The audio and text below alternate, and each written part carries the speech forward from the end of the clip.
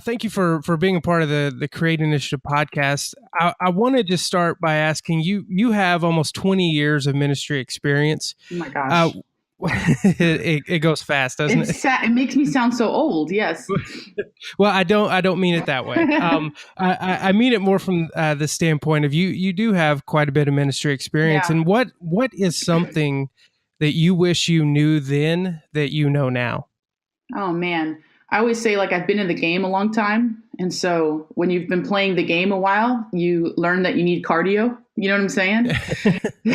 So if I could I'm a project, I'm a product of the 80s. So I always like, if I had a time machine, I would go back and do this. If I had a time machine, I would go back to the 17-year-old version of me. I would sit her down and I would tell her that there's this myth in ministry that everyone seems to have. It's kind of like this thing that you have as a kid. Like if in elementary school, you hope that you're like you can't wait for middle school, or when you're in middle school you can't wait for high school. And I think it's like this one day myth. And if I wish that I knew that this was so prevalent when I first started ministry, because what it ended up doing is it caused me to constantly hope and focus on what was next instead of embracing the now.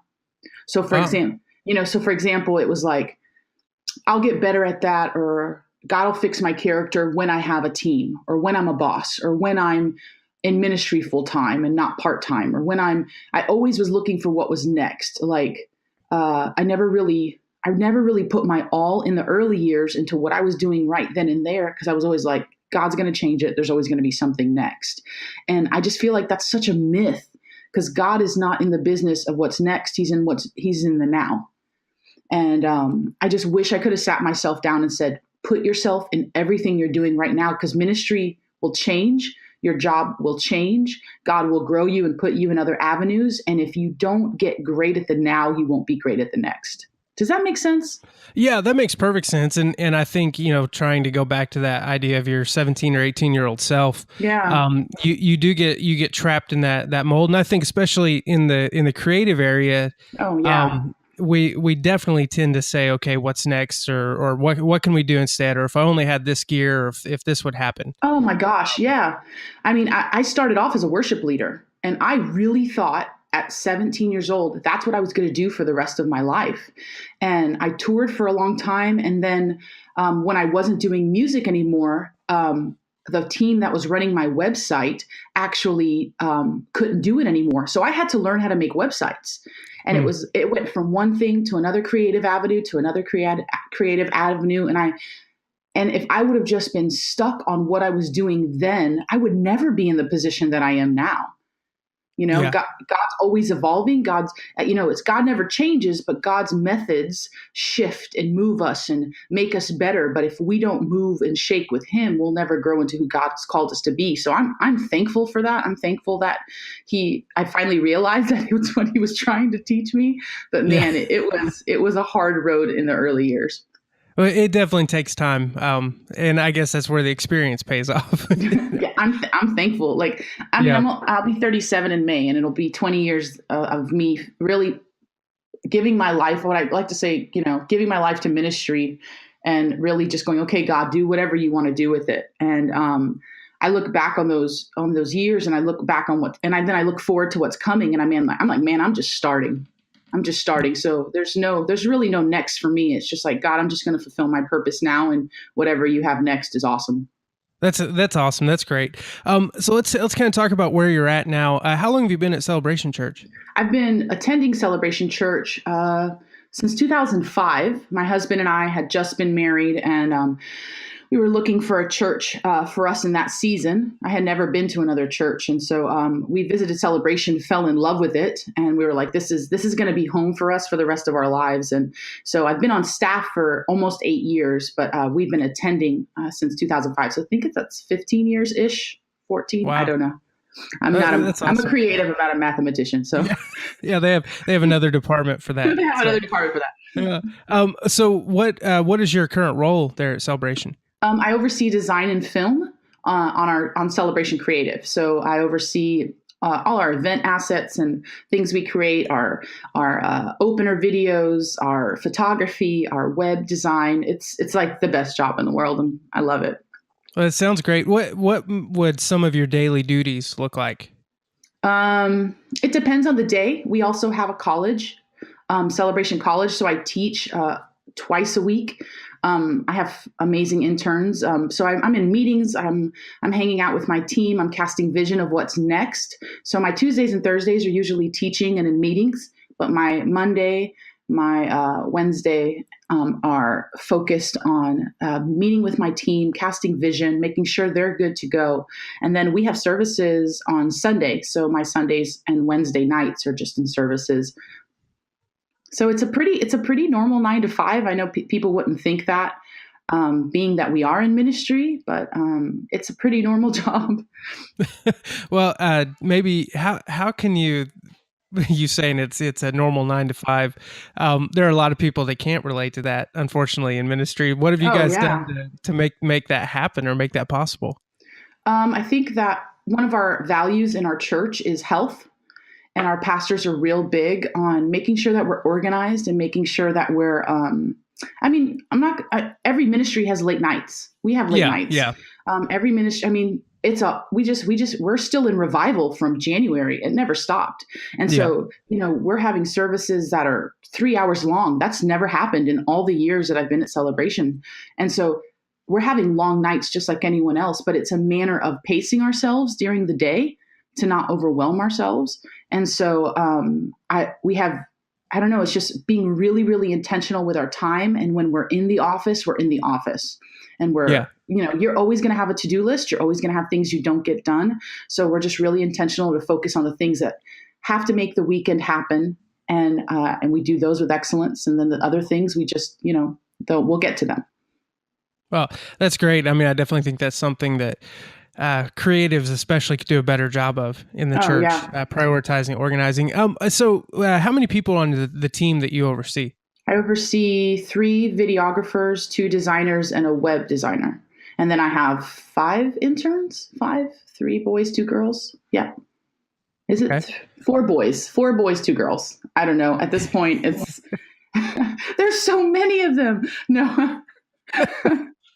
Well, I kind of, with that in mind, I wanted to ask that first. But so we talked about your experiences just a second ago. How have your experiences over these last few years turned you into a better team leader?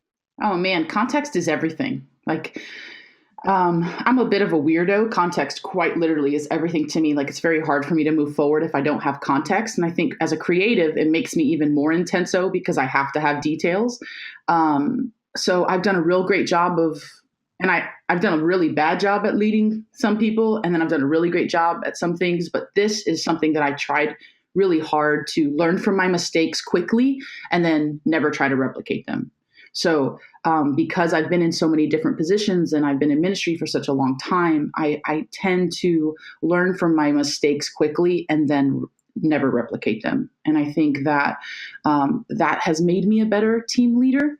Mhm. So I'm just really, really focused on what did I do wrong that way, and let's not do it again. I just our pastors are amazing at, if something doesn't work, we're just going to switch it and we're just going to move on, and they do it quickly, and everyone just adapts. It's quite cool to see and to be a part of. Initially, you're like, "What do you mean? We're not going to do this in a 3-step?" What? Mm. And so I've had to learn quickly to, like, if this doesn't work, just move it quickly and we'll work it out on the fly. And so I've just learned to do that with my experiences. And hey, this is not working. Let's just change it and we'll figure it out on the fly. And it's just, I don't know, it's built our capacity that way. And that's just something you've tried to translate to the individual team members. Like, Oh hey, yeah. okay, go ahead. Sorry. No. That's exactly what we try to do. You know what I mean? Like, hey, this is not working. I always say, work smart, don't work hard. Hmm. So, because in ministry, you could work really, really, really hard on something, and then the Holy Spirit asks our pastors to make a change, and everything that your hard work has been put to is moved. And so, be led of the Holy Spirit in your work in such a way that you're going, okay, I could absolutely do this from scratch, or I could make a mood board at the top end and make sure that I'm giving them absolutely all the information that they need before we, actually make the final decision, so that you didn't go, hey, they didn't choose your branding, or hey, they didn't choose your video. And you're like, well, I worked so hard on that. Well, we just Yeah. really needed a mood board. So it's context. Like, hey guys, we know that our church moves at a pace that's very, very fast. So as we're asking questions and we're pitching things to our leaders, let's not give them full projects. Let's give them really killer mood boards. Really, let's pitch better. Let's ask better questions. Let's do everything at the forefront really, really, really smart. And what it'll do is it'll give our actual work, it'll make it easier. Does that make sense? Yeah, it makes perfect sense. And I'm just sitting here thinking, like, that's one thing I feel like I probably like struggle with, is making a good pitch or asking the right questions. Are there any specific like questions maybe you've learned Yeah. are like, okay, if I ask this up front, it really helps make sure we're moving in the right direction? Yeah, absolutely. One of the questions that I always ask, let's say Easter, right? Or a series. Let's do series branding, because for us that we do a lot of different series. So series branding, if they're like, hey, we don't know, we just want it to kind of feel edgy, or we want it to like we're having a diversity series coming up. What is that going to look like? You guys go back, bring us back something. So immediately I start going, okay, I know that God's going to lead our pastor to talk about diversity. Now, when you say diversity, do you want it to be edgy, or do you want it to be easy to swallow for people? And they're like, oh, no, absolutely. Let's make this edgy. Cool. Is there any Bible verses that he's read, or are there any things that have led him to here? And they're like, oh, yeah, he's been reading this Bible verse, this Bible verse, this Bible verse. Great. We're going to pull it back. We're going to look at it as a team and go, okay, we know that God's leading him here through these verses. And it needs to feel edgy. So what does that look? What is edgy through our filter? And I always say this, we're not a trendy church. We're an open the eyes church. So what does that look like for us? We're not a church that everything we're trying to do is real moody and real conceptual. We're a church that's to the point. We have bold colors, bold in all the things that we do. We just want it to be a lot of the people in our church are not churched. So it can't be moody and conceptual, because nobody will understand it. So what does that look like? If we're talking about diversity, what is the bold statement we're going to make? So we're pitching bold. Does that make sense? Yeah, definitely.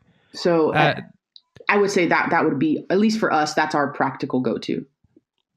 Well, I think that's good. I just think you hit it on the head. Asking the right questions up front makes all the difference. Oh yeah. In the end, for your own mental health. Dude, and let me tell you, we've done this poorly. I've done this really poorly, where I'm like, great, awesome, let me go pitch to my team, and the team is like, crickets. What exactly? What is that? Yeah. And then we just get bitter and sitting around in the fires we've lit, and we're all suffocating from the smoke. Like, nobody wants to work like that. And so you have to remember, the people usually giving vision are not creatives, and not in a bad way, in a good way. God graced them to be in those positions. We're the creatives. So guess what? We got to be creative in asking our questions at the forefront. And you know what? Sometimes there will be absolutely no vision, And so we just did this man conference, and it's like, hey guys, we're doing a man conference, and we really want it to feel very manly. I'm a girl. I don't know what that means, but yeah. I went back to the guys on my team, and I was like, hey guys, what does that mean? And they were like, dude, man stuff. And we were like, okay, how can we play on that? How much man stuff can we add? The promo had like loose gators and meat on a stick, and just like, it was the funniest thing we've ever done. It was awesome. It was like my favorite thing we've done all year. But it's like, we don't take our limitations and look at it as we're stuck in a box. We look at our limitations and go, okay, these are our boundaries. How can we really make something epic out of these boundaries? Does that make sense? I say that a lot. Yeah. You're gonna be like, yes, it makes sense. Stop saying that. I just say it a lot. Well, I feel like that's a good comeback when you talk to your creative team. It's like, we got this. Does that make sense? And then if they say no, then it's time to go a little bit deeper. Yeah. Well, on that team mentality and that team aspect, what are some practical ways you have found build a true team mentality among the people you work with? Wow. Okay. Practical ways build dream. I'll be honest with you. I think it's important at the forefront, if you're leading people, to have vision for the people. So for me personally, I have like a word for the year. Like I ask God every year, like, God, what is my word? And then I focus on that throughout the year. And so it's been a huge help for me personally. And so as I began to lead people, I was like, God, what is the word for my team? So I went to my office and I wrote down each department that I oversee. And I was like, God, what is the word for the year for my team? And for film, God gave me a word. And for web, God gave me a word. And design, God gave, and I was like, okay, this is where I feel like this is the direction we're going. And then I sat with my team and I said, hey guys, here's our word for the year. Because my team functions with so much collaboration, it's one of our team values. They sat together and they were like, okay, what does this look like for us as a whole? How do we execute what God wants to do through our team and in our team? How do we do that? And so I think that at the forefront, if you know what God's trying to do, it'll be easy to execute it. Does that make sense? Yeah. Oh Yeah, my gosh. definitely. I legitimately didn't realize how much I say that until this conversation. I'm going to try not to say it anymore, but we're going to, I don't know. We'll see. I'll probably fail miserably. So I would say that in a practical way, that's my go-to. Like we collaborate. So we'll have a videographer who starts a project and then our main filmmaker will finish it, or vice versa. And in order to collaborate and in order to work well together, we have to know what we're doing at the forefront. And so I'll use our film team as an example. I felt like the word God gave me for our film team this year was joy. That was the fruit of the Spirit that I felt like God was like, this is what you're going to produce this year. So if our team already knows that the video needs to feel joyful, what does that look like for an open the eyes church? It means it's going to be hype. It means it's going to be fun. It means it's going to make people smile when they see it. They're going to be excited. They're going to hear the music and they're going to meet. And it's totally changed. Like I will watch on Sundays and Wednesdays, people clapping and cheering during the church news. And Wow. I'm like, this has never happened before. Oh my gosh. And so if your team knows the value that they're trying to produce, they'll produce it. And there won't ever be like, I don't have vision for this, because you might not have the exact vision, but you know the fruit that you're cultivating. That's good. I like that. And I just think that's a great way to organize a team around a specific goal. Yeah. And so that's, building a team mentality. Now let's reverse that and say, what are some of your biggest challenges in leading this team? I think I'm my biggest challenge. Because I can do a lot. I tend to get in details that I shouldn't be. So I don't think I'm a micromanager because I don't like to be micromanaged, but I do like to be looped in. And so my team knows this about me. And so I've learned over the last couple years that instead of constantly asking to be looped in, to instead empower them and then set up checkpoints. Like, we have one of the most incredible designers on our team, but I'm a designer as well. And so he knows that I like to just see the process because I want to learn, and he's amazing. So he loves me and he'll bring me into the process. And I have to learn to go, okay, this is not the point to give edits. This is the point just to look and watch and support. And I think you got to be really, really self-aware in ministry. If you're not self-aware, you'll drown. And so a lot of times I just have to remain as a bystander and let my team just really feel empowered, and only step in when I feel like it's mission drift. Does that make sense? Oh, there it is again. Oh man. Oh man. Seriously. No, it does make sense. But you kind of, I think you may have just answered it there at the very end, but like, so when it comes to a design project, you say, okay, now is not the time to provide critique. Well, when is that time for you? I set up checkpoints. So let's say we'll use Easter, because Easter, we just finished it. We made the mood board. We had everything together. And I said, hey, the only time I want to look at it is once you pull in all the assets, once you have your first draft, I would like to look at it. And so, of course, I harassed him throughout the process because he made the most epic Easter thing ever. But he didn't really bring me in for edits until then. Once he was done with the first draft, then I walked over and I was like, oh my gosh, that's amazing. Is there any way to move the font over this way a little bit? Is there any way to elongate the top of that graphic here? This, and he's so great at it. And then he goes in and he makes all those changes. Yeah. But what I want to do is I don't ever want to squelch his creative process, as God's graced him for that in this season. And so his preferences might not always be my preferences. And so you have to be able to empower people to the point where you put checkpoints to where they're still free to be creative. So I usually look at it from the first draft, and then once he has it set, then I pass it on off up so that they can approve it off the top end, and then they'll make edits and it'll come back. But if I'm really, really good at giving him all my dreams at the forefront and then letting him dream alongside it, I won't even have to look at it till the first draft is done. Yeah, that's good. That's a great model. Let's talk about, once again with your team. How do you keep your team thinking creatively? And what I mean by that is do you guys build in opportunities to do anything that would spark creative ideas? Wow. I'm going to give you a really weird answer. Okay. Okay. We're not a team that thinks creatively. We're a team that thinks prophetically. Okay. And what I mean by that is if you just focus on things that are creative, you'll only ever be focused on solutions.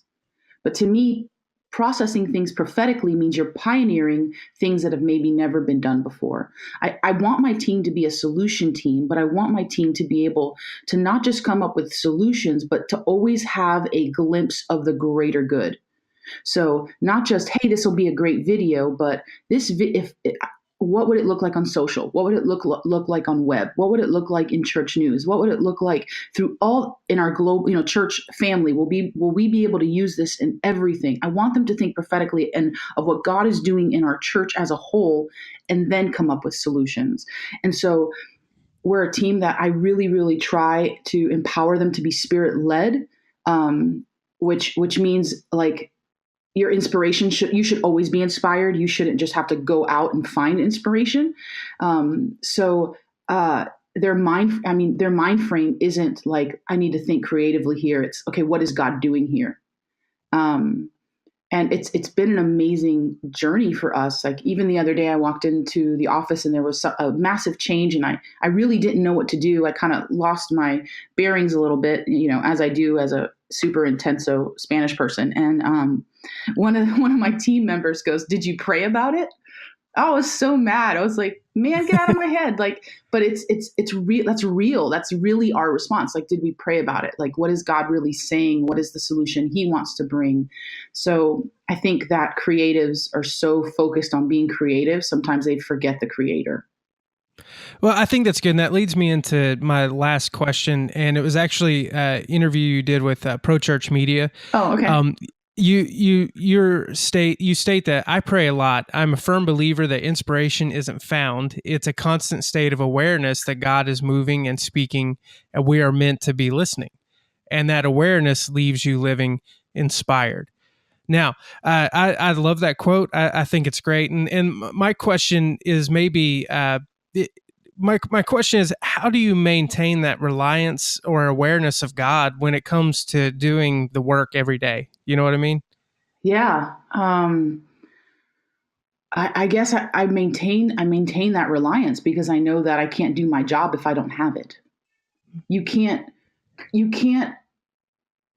You're replicating what God's doing on the earth. You're not really creating anything. You're just a vessel for what He's already doing. You're bringing kingdom solutions to a earthly problem. I don't know how to do my job without constantly being aware of His presence. I don't know how to do it.